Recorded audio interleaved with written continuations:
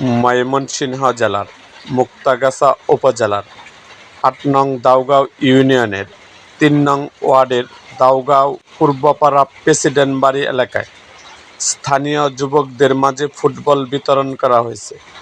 যুবকদের ক্রীড়া ও সুস্থ বিনোদনে উৎসাহিত করার লক্ষ্যে এই ফুটবল বিতরণ কর্মসূচির আয়োজন করা হয়। ফুটবল বিতরণকালে প্রধান আকর্ষণ হিসাবে উপস্থিত ছিলেন আগামী ইউনিয়ন পরিষদ নির্বাচনের চেয়ারম্যান পদপ্রার্থী মাওলানা মুস্তফা রায়হান। এছাড়াও এলাকার বিভিন্ন স্তরের দায়িত্বশীল ব্যক্তিবর্গ এবং গ্রামের গণ্যমান্য ব্যক্তিবর্গ অনুষ্ঠানে উপস্থিত ছিলেন।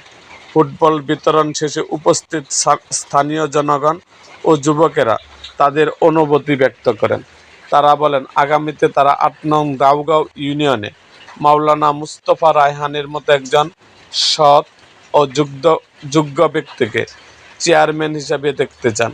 এলাকার উন্নয়নে তার মতো নেতৃত্বের বিকল্প নেই বলেও তারা আশাবাদ ব্যক্ত করেন। অনুষ্ঠানটি সফলতাভাবে সম্পন্ন হওয়ায় আয়োজক এবং স্থানীয় যুবকদের মাঝে ব্যাপক উৎসাহ উদ্দীপনা লক্ষ্য করা গেছে।